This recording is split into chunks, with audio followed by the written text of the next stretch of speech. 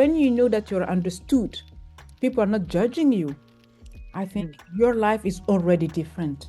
Your life is already different. So I think for me, really, the thing that I carry with me, how can we contribute in a fragmented world that we are today to create more cohesion, more cohesive view of the way work should do, the world should go and just keep on moving. Diene Keita's mission is to create a world where every young person can fulfill their potential. In her role as the United Nations Under Secretary General and the Executive Director of the United Nations Population Fund, she works to bring this mission to every woman, girl, man, and boy through education, opportunity, and overall leadership and direction. Thank you for joining Lynn Foley, host of Remarkable Women Powerful Stories, as we hear from Deanna about her journey. I was born in Guinea Conakry, and my dad is from Guinea. My mother is from Senegal and Mali. And probably, things come slowly. I call myself very often the black child. Why? There is a very famous writer in West Africa, originally from my country, Kamara Lai, who wrote the book L'Enfant Noir. And Ah, exactly. And that L'Enfant Noir, the story is happening in my dad's village. mhm. And it's such a beautiful story studied in all Francophone country around the world. So I said, probably I am the girl of that l'enfant noir who had a chance to have very decent, dad and mother, and who just had those values that we have all over the place around the world. Very simply, nothing exceptional, nothing. I was just a little girl growing up. And Mm. of course, my dad was working in real estate. And because he was so famous, he created a football club, Hafia Football Club, and we got championship. That Oh, little club became the champion, the national champion club. Of course, he became more famous, and then, of course, political. So he contested to be a mayor of our city. Well, but politics are complex. So the president, good friend, a very senior man, were about to lose. And for not make him lose, they sent my dad as ambassador. That's why my dad enter in diplomacy. That's why I found myself at 3 year old in Germany, born and going to kindergarten in German. So the first language I speak in school was German. So that's the story of a little black child by fate. My mom calling my dad, I heard at the radio that you're ambassador now. I said, come on, don't tell that. So that's why I grew up internationally. I grew up with people from all over the place in school first, in school mm, first. And it changed you. When you are so little, it humbles you. You realize that there are so many things around you that are different from you. So probably that's one of the most important key. The second important key is as a young Muslim woman, my parent decided that Catholic school was the best education someone can get. So I spent 7 years and a half in a convent in Rome with oh, sisters. And that as well gave me so much knowledge, so much generosity I learned from mm, those sisters, so mm, much humility and discipline at the same time. And I yes. met the last living one. She is 19-year-old now. I met her in Rome a few weeks back this very year. And, that shapes you. That Mm, gives you humility, that shapes you. And you said, maybe I can help. Maybe I can be different. And listening to popes every single year, being in mm, Rome, it make a difference in your life. And I said, mm, what can I do to help others? That's something. And at home, my mom always took refugees as women. So a Vietnamese woman, was working with us for a year or two. Two Somali women worked with us with 2 years or two. And I didn't mhm, know they were gay then. But our cook and our maître d'hôtel were a gay couple, mm, male, you know. And Mm. she took them for more than 5 years taking care of. I didn't know. Let me put it this way. I was lucky to have a mother who was trying to make a difference for her kids the best she could, Mm. the best she could. And then when I lost my dad in politics, he got killed. The woman stood up. She was 40 with 8 children. She said, I'm gonna make it happen. So at 19 years old, I found myself as an adult immediately, Mm. trying Yes. trying to find a job Mm. immediately. And to survive, my mom has no job, so I needed to provide for the family. So Mm. from 19 to today, I've been working. I've been Mm. working. So as a result of that upbringing, and I guess it's the beginnings of being a global citizen for you, isn't it, at 3? And how did that upbringing guide your choice of study pathways and career? Because you've got a very esteemed study pathway that's obviously followed after those jobs at 19. Absolutely. As I said, always trying to learn. I think women in my life, my mother in my life was very important. When I was 15-year old, my dad told me, you will do whatever you want to do. I never forget. So I had that, I was empowered Mm. before even knowing that Mm. that was important. And so my study, I always wanted to do economics. Economics was my thing. Mm. And well, while doing economics, I learned international economy, etc. And my mom always told me, look, your dad went to the Sorbonne, but he couldn't finish his studies because he had to come back when his dad passed away to take care of the family. Mm. So she said, I want my kids to continue studying. And when my dad was in political prison, he wrote to us, I have those 2 letters. I want you to finish schools, but I want you to do it in public universities, not in private schools. Mm. It's important. So that's why Yeah. we kept battling. I kept to go all the way to my PhD. I had I had a dream to fulfill that was not mine at the beginning. That became mine because when I was finishing my PhD, I remember I took it. It took me 20 years to do that PhD. Thank you very much. When when I finished, I was working. I was doing things. I remember crossing my PhD, my thesis director at the airport once. He said, Mademoiselle Keita, now you are married, you have a kid, you have a job. Can you finish that PhD now? I said, yes. So we went back, and that's where I really worked hard, while working around the world to do that famous thesis. And I Mm. oriented myself into international law. I wanted to do more for people. I had met in my path so many generous people and so many Mm. people, women that have been suffering, but with the smile on their face. There are so many Mm. people around this world that suffer, and as we are talking, you and I today, I cannot not think about Venezuela. I cannot not Oh, think about, you see, and that's the way world works. And that just talking about natural disaster there. I'm not talking about man-made disaster. no. You see, so that's why for me it was important to continue to give, to be a model for so many people. So many Mm. people. It was hard. It was hard. My son would say, Mama, why are you crying? I said, I'm crying because it's tough to study. But I need to showcase you that you have to go all the way up. And that's what I did. Mm. That's why I have that path of I'm very proud of. And I'm very proud of because so many people have followed that path because it gives me the possibility to teach as well.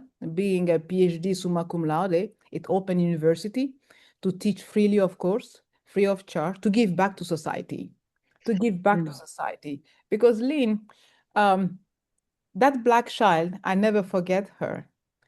Mm. I'm in an incredible job thanks to all taxpayer money, my own country included. But for your tax are in there, everybody's tax is in there. Yes.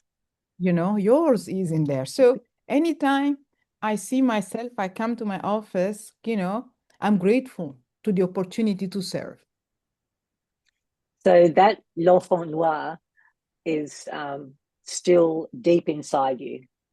Exactly. That l'enfant noir is just deep inside me because I believe I am one of the luckiest person in the world to know that every shade of color matters. That's why I am at the highest position a l'enfant noir can be in this world, which means the sky is the limit for every woman, every girl, every young man, everywhere. That's what it means. Mm. I am the symbolic of that. You know, Mm. when I went through leadership to get to this position, I said to young people, look where I am. I had no Mm. one pushing back apart from God. I'm a very good believer. Mm. That's amazing. So throughout your career, I'm going to ask a question about your career and to choose a couple of highlights of your career so far. I know that you spend a lot of time working in many roles within the UN in African countries, and now, of course, in your role as Executive Director of UNFPA. And the power of your voice is what you use, and you break through and uphold the rights and choices of women and girls and young people across, what, 150 countries or so. What are some of the highlights of your career so far? If you had to pick two or three, just really clear highlights, what would you call? What would you name? For me, it would be enabling women's potential. I think enabling women's potential, enabling young people's potential, and providing opportunity in everyone's very own context.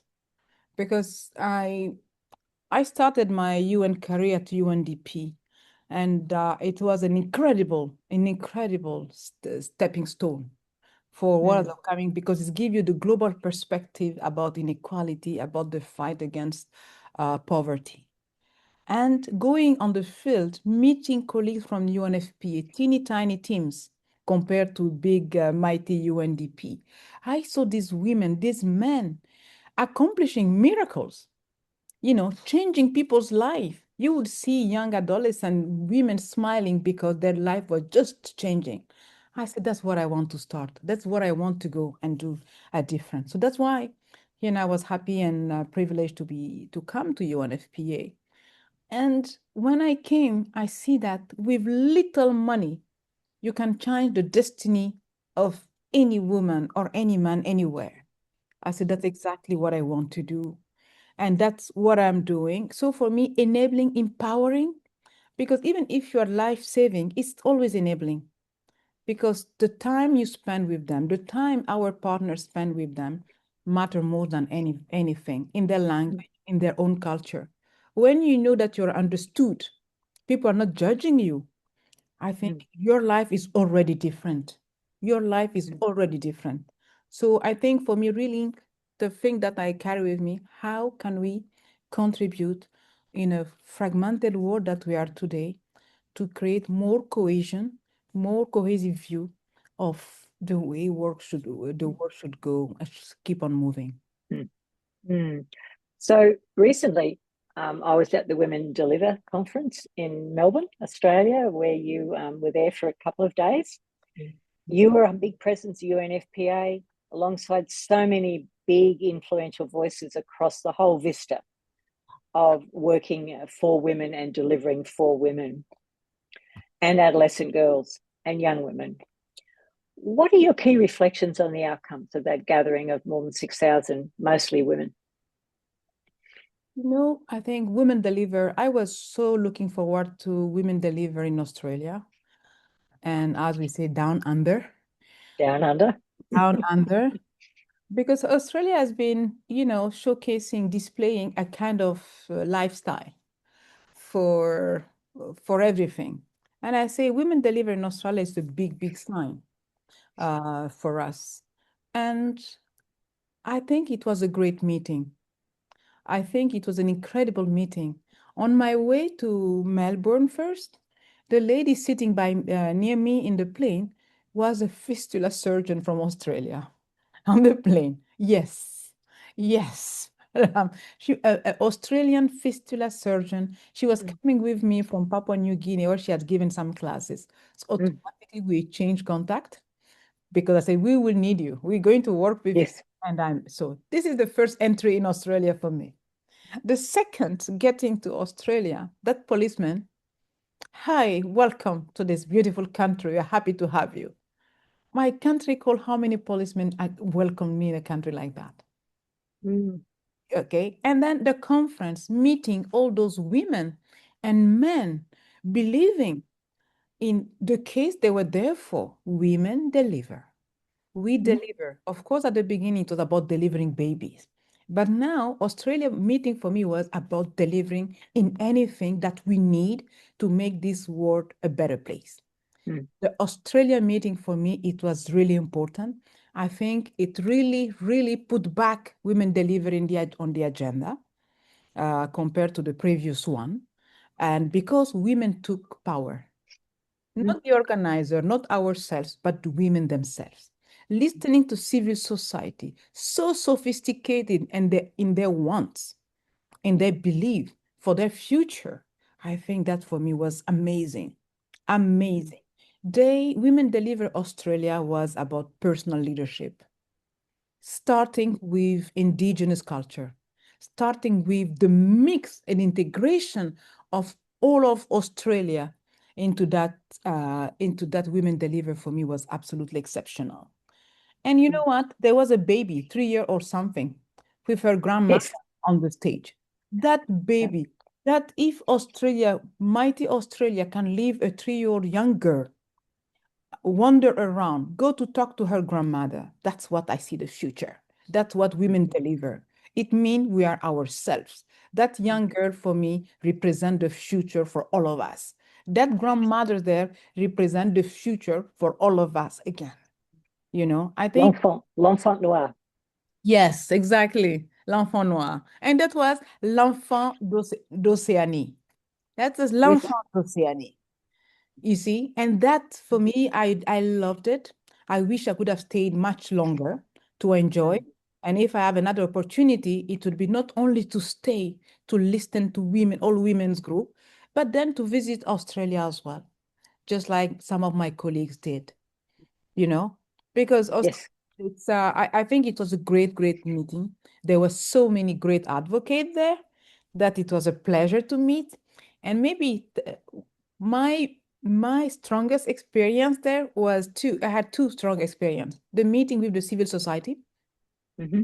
I was so impressed by their saying. I learned, they are convinced more than we will always be. Our civil servant, they do it for living. They believe in what they're doing there. But I had to do a keynote as well for multilateralism in crisis. Mm. I literally wrote my speech while listening to the first panel because you don't go Ah, there. Yes, you don't go there and say theoretical thing to serious people, and civil no. society people are serious people. So I went for the truth. My truth is always someone's truth, and to make sure that at least that multilateralism, that's exactly the way I see it. It's their job, what they do. It's the partnership, it's the coordination. That's what makes multilateralism viable. Not talk in bureaucracy, not talk in big room. It's what we do in the ground to change people's lives. That particular forum on multilateralism for me was possibly almost the most powerful part of the 4 days, alongside where I'm going with my next question with young women and adolescent girls. And I've been lucky enough to already record podcasts with a couple of the young women who were presenting there, under 25, commanding the room, facilitating forums in front of thousands of women. And one of the big themes that resonated with me was the sexual and reproductive health and the rights of women to choose. And the message I keep getting from young women and girls involved in advocacy is they often get invited to do things and then they don't always get heard, and their lived experiences aren't always taken into account in decision making, even though they're at the decision making tables, so to speak. What do you think's got to happen to more broadly around the world facilitate deeper engagement with our young people? In this case, we're talking about young women, but young women and men on the key aspects of their lived experience. I think it's very important that they are giving this feedback and they give it more and more and more, which means that they are being heard because they are giving it, which is the first Mm. step to being heard. I remember I had some high-level panel. I split my speaking time with young people, so take this half of it with big prime minister, big peoples in the room. There is something that I focus much on is to make sure that we are understood. And because I realized that we may be speaking the same language, but not have the same understanding. And the sexual reproductive health and rights can be very daunting for people who are, let's say, only on political space. They may not understand what it means, let alone bodily autonomy. Bodily autonomy in English may be very sound, but for me to understand it, it took me some time because it's in French, you don't say the same way, or in No. Arabic, or you see what I mean? So people, women agency, for instance, etc. So I always tell, please try to speak to an 8-year-old or a 12-year-old, because we believe that everybody should understand our field of focus. And it does not work. Even UNFPA, I'm working on my colleagues. I said, be careful. When you speak to a minister of finance or a minister or a head of state, he doesn't understand SRHR, sexual right, sexual health. There is no meaning to it. But if you make the link with inequality, poverty, and the well-being of those young people, it's make a difference. So to go back to that young woman, that young girl who really need the voice to be heard, we are doing the maximum we can now, and they are being heard and heard. And anytime we have the opportunity for them to explain what they want, and in the process they want, because it's not about wanting something and get it absolutely now. Sometimes that No. of life, you work hard on it, but someone will get it and be not you. We just have to, to design the path with them and try to make a difference. And one of the things we do, and more, especially in this fragmented world, to give them the mean to be able to engage in their own project, in their own way of doing things. And I think I'm very proud of the young people when I see them around the world, how much, how much they are making a difference today. And some part, we're talking about young girls here. Some part, young men help when it become to their mother. I was in Papua New Guinea, and gender-based violence was so high that seeing a young man trying to protect his mom, within the community is absolutely essential and key as well.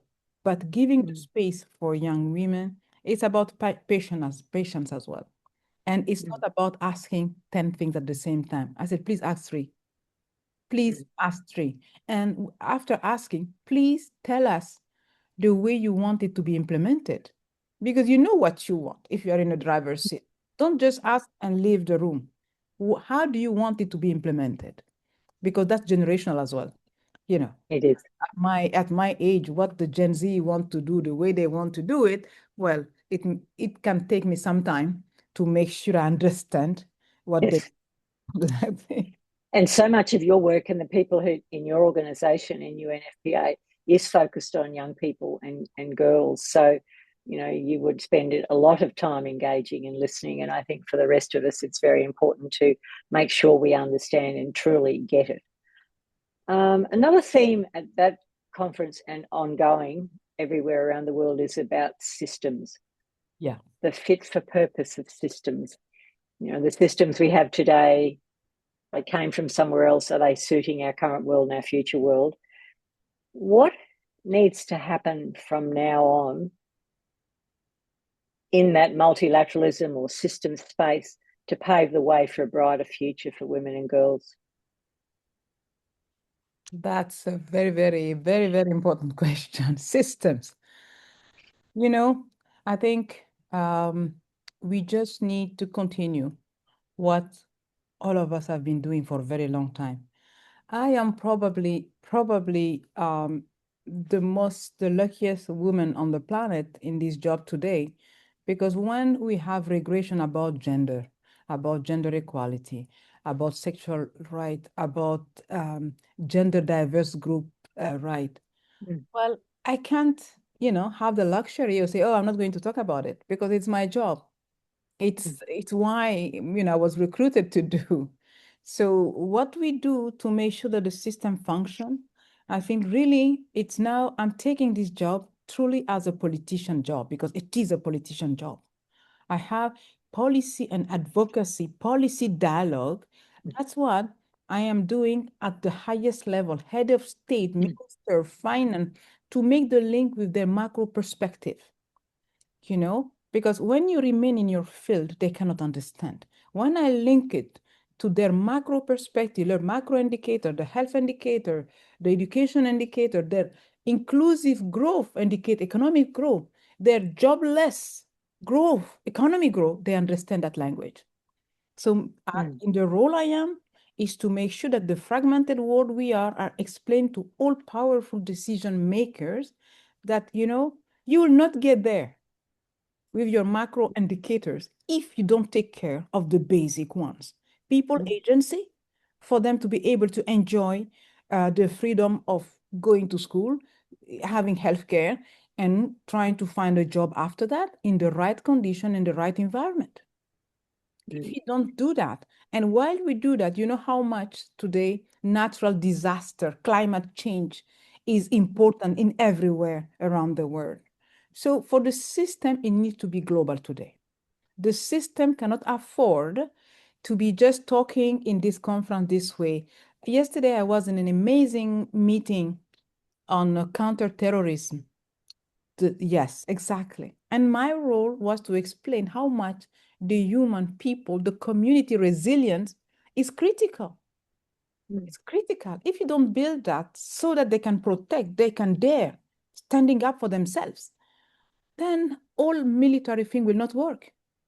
Will not work because it's insidious. It's getting to communities, getting to society, So that's why for me, the system, we need to make it bigger.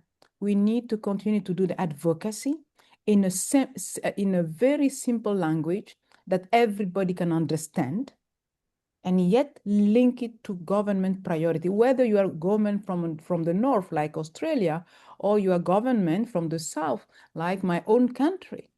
But while we do that, there is a key population that is, for me, is critical. Parliament. Parliament represent the whole society in any democratic country. And whether you are from extreme right or extreme left, Parliament, you represent citizens. You represent your civil society. You represent their biggest hope and their biggest fear. So any opportunity for me to work on the system is to talk to Parliament. First, to thank you for any dime, any tax contributor we are getting money from, and then to explain to them what we do with that money, and to listen to them, what are their priority for their own people. Because today at UNFPA, the mandate is bigger, is global. Low fertility issue, healthy aging, these are more from the north than from the south, So really the system has to work as a global system. Forget about the fragmentation, because the young women we're talking about, the healthy aging women we are talking about, everyone work for those two. Everyone. You cannot cut her and work from side, whatever her position is. And I think that's what matters for me, remaining global, but opening our discussion to those who take important decisions without understanding the real meaning or powerful work that all civil society and agency like us do every single day. So Zonta Internationals, I know, very proud of the partnership with UNFPA, particularly in the ending child marriage space and the climate empower programs more recently. Where do you think moving forward that partnership can make an even greater difference? And how might someone like me and other Zonta members contribute? I really, I'm really appreciative of our partnership, and we can take it the next step forward. That's what I really would like to, because the two you mentioned, I mentioned climate is important, and the young girls and adolescent girls' life and well-being absolutely critical. I think we need to expand that. We need to go to really education part of it as well. How Zonta we can work together. And when I say education, informal as much as the formal, because informal, there's so many women who are out of school system today, but who can make such a contribution in their society, in their villages, wherever they are. So I think our partnership need to work on that. And because that will advance their economic empowerment, that will advance their own trust and confidence in themselves. So to be able to enjoy their own agency. That famous word for me, agency in English, was so difficult for me as Francophone to understand what the meaning of it. Despite a PhD in my pocket. You see what I mean? So I said to people, be careful. We don't understand the same thing. So, and advocating for gender equality. I just said to my colleagues from the humanitarian group, I said, let me ask you something. Please, let's make sure not to use word for the sake of using word, gender equality, gender. I said, it doesn't mean anything. What we need to do, and that's what we've Zonta, we need practical operational example. What is the meaning of gender equality? Is to giving space to every gender to thrive and make a better life for tomorrow. So let's give practical example, not use the acronyms because everybody can put the content. And if we are in a trouble that we are today with concept, it's because of that. The words have been used for anything and everything. It doesn't work this way. If you want the young women, the adolescent to have a future, we need to call it what we need for them. We need them to have their own agency. How can they have their own agency? They need to access services. And those services are very simple. The first service is information. To have in your school environment someone, a big sister, as we said, can talk to you, to explain to you things you don't understand by yourself, instead of risking your life in going to internet and maybe targeted by technically facilitated gender-based violence. That's what gender equality is for me, empowerment. To take young men, same thing, offer services. When they have this information, then they can start deciding, okay, what if I go this way? What if? That sometimes is the missing link everywhere. So really for me to move forward, let's use the word properly. Let's take a word that everybody, comprehensive sexuality education. It shocked so many people. I said, when I was 12 years old in a Catholic convent, I had sexuality education in school. So I don't understand why this is such a big problem today. I don't understand that we can go back so much today. So it doesn't matter. Let's educate the way we can all decision maker to make sure they understand what we mean by that. We don't mean to harm anyone. We just want the young people to know what the world today looks like, whether they are millennial again, whether they are Gen Z or Alpha. Alphas are out there already. Yes. And they want more for themselves. They all want to have a better life. They want to have a life simply. They don't want to be just searching for a job. They want to enjoy themselves. And that's what we need to provide them with. But for them to have that information is critical. Then access to service is absolutely paramount. And so that's, I was just going to, sorry for interrupting, but it's a case then, isn't it, of education at every level, education, information, wherever we look. Exactly. Without that, and then that unlocks, hopefully, a better life, unlocks poverty, moving out of poverty, which of course is one of the most difficult parts of life. Yeah. Yes, education at every, I remember this minister where I spent, an hour with him to make him understand gender-based violence in the context of his country. When he got it, he became one of the biggest advocate ever. It's one of the African countries. It was just amazing. And he realized even his family, things were happening. And he got it. But you need to explain to people in their own environment, their own language. It's not to shock about anyone. And so that people know what is happening, And that's why I said to people, what we do, people don't see what we do. 75% of what UNFP does is very private. It's very confidential because it's about people's lives. It's about people's intimacy. So let's talk differently. Let's educate. Education for me is paramount. I always say to my own young people, I said, do you educate your parent? Do you educate your dad and your mom? because they need to understand you. So slowly as well, I know how much I gain from my son. Because Yes. if you don't understand their word, you may be in big trouble for understanding the way, you know, uh, just listening to music. I was listening to music. I love the music. Said, you know what, you're listening is very bad. Listen to the words. And the word was very bad. You know, this Yes. one is better. So So, so Diene, as we move to close the conversation shortly, how do you maintain the courage, energy, and optimism, even when the challenges are big? you know, let's go back to those adolescents we're here to help, Zonta and ourselves. Anytime you see one of them, they have hope. They look at us with big eyes. They look at us, so okay, you have made it. How can I make it as well? That gives you energy. That gives you, the will to continue moving forward for all of them. It's as simple as that. I'm privileged to do a job that is a gift. That is a gift to be able to change people's lives.